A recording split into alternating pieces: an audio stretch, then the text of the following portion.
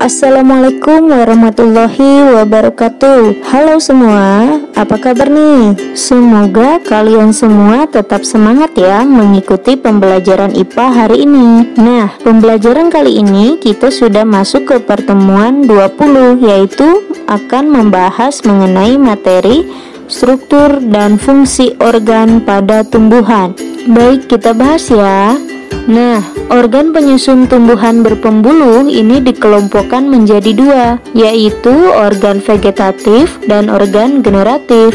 Organ vegetatif merupakan organ tumbuhan yang berfungsi untuk mendukung pertumbuhan dan perkembangan pada tumbuhan, terutama berguna dalam penyerapan, pengolahan, pengangkutan, dan penimbunan zat makanan pada tumbuhan. Organ vegetatif tumbuhan berpembuluh terdiri atas akar, batang, dan daun.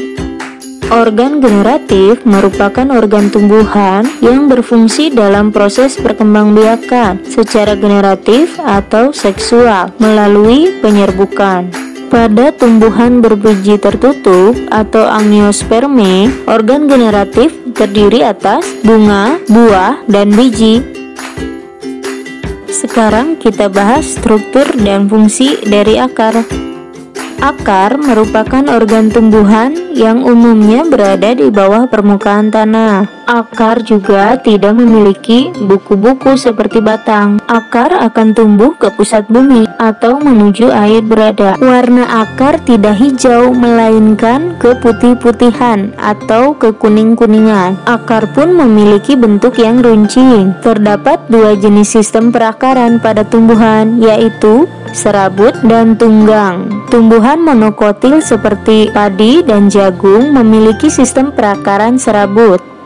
Sebaliknya, tumbuhan dikotil seperti pohon mangga dan juga kacang tanah ini memiliki sistem perakaran tunggang.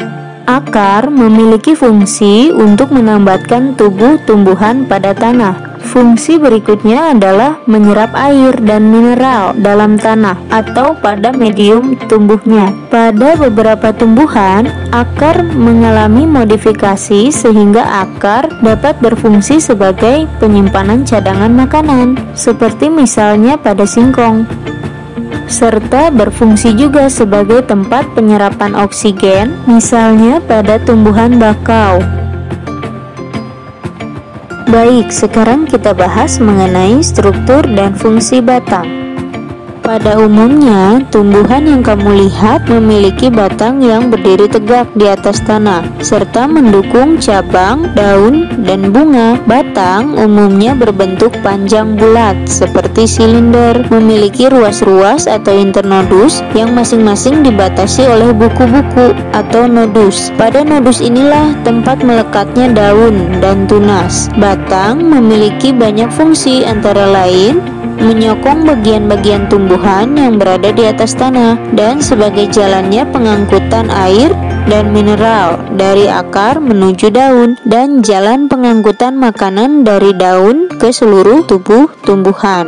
Batang tumbuhan monokotil memiliki ruas-ruas yang terlihat jelas, sedangkan batang pada tumbuhan dikotil, ruas batangnya tidak terlihat jelas. Pada beberapa tumbuhan, batang dapat mengalami modifikasi dan berfungsi sebagai tempat menyimpan cadangan makanan, misalnya pada tumbuhan tebu. Baik, sekarang kita bahas mengenai struktur dan fungsi daun.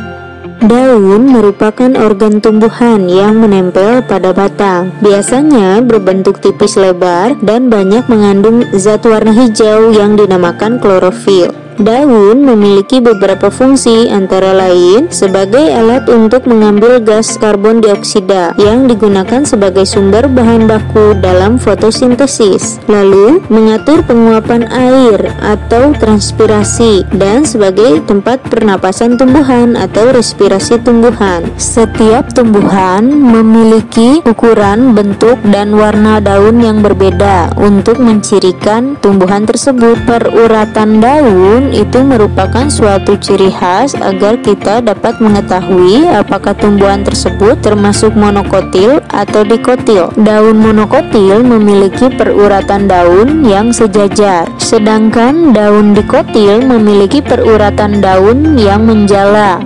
Pada proses fotosintesis dibutuhkan cahaya sebagai sumber energi. Energi tersebut ditangkap oleh zat hijau daun yang disebut dengan klorofil. Gas karbon dioksida dan air digunakan sebagai bahan baku untuk menghasilkan glukosa atau C6H12O6 dan oksigen.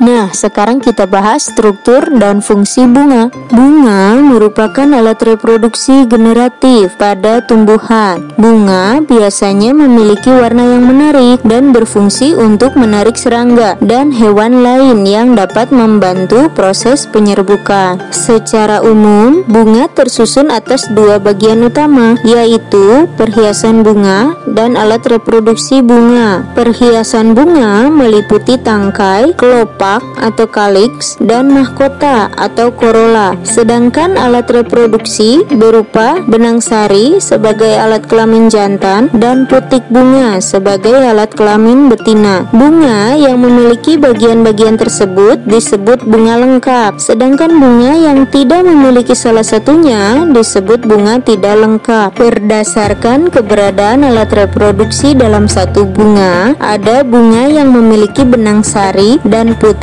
dalam satu bunga. Bunga yang demikian disebut dengan bunga sempurna. Namun, ada juga bunga yang hanya memiliki satu alat kelamin saja dalam satu bunga, yaitu benang sari saja atau putik saja. Bunga yang demikian disebut bunga tidak sempurna. Tumbuhan monokotil dan dikotil dapat dibedakan berdasarkan karakteristik bunga, yaitu jumlah bagian-bagian bunga. Tumbuhan monokotil mempunyai bagian-bagian bunga seperti daun kelopak, daun mahkota, dan benang sari yang berkelipatan 3. Pada tumbuhan dikotil mempunyai bagian-bagian bunga berkelipatan 4 atau 5. Nah, sekarang kita bahas mengenai struktur dan fungsi buah dan biji. Salah satu bagian dari bunga yaitu putik atau pistilum. Putik terdiri atas 3 bagian, yaitu bagian dasar yang menggelembung disebut bakal buah atau ovarium, bagian yang memanjang disebut tangkai putik atau stilus, dan bagian yang terakhir ada kepala putik atau stigma. Di dalam bakal buah terdapat satu atau lebih bakal biji atau ovul. Pada perkembangan selanjutnya, bakal buah akan berkembang menjadi buah, sedangkan bakal biji akan berkembang menjadi biji. Nah, itu dia penjelasan dari Ibu mengenai materi struktur dan fungsi organ pada tumbuhan. Mudah-mudahan apa yang Ibu sampaikan hari ini dapat bermanfaat untuk kalian. Mohon maaf atas segala kekurangan. Sampai jumpa di pertemuan berikutnya. Wassalamualaikum warahmatullahi wabarakatuh.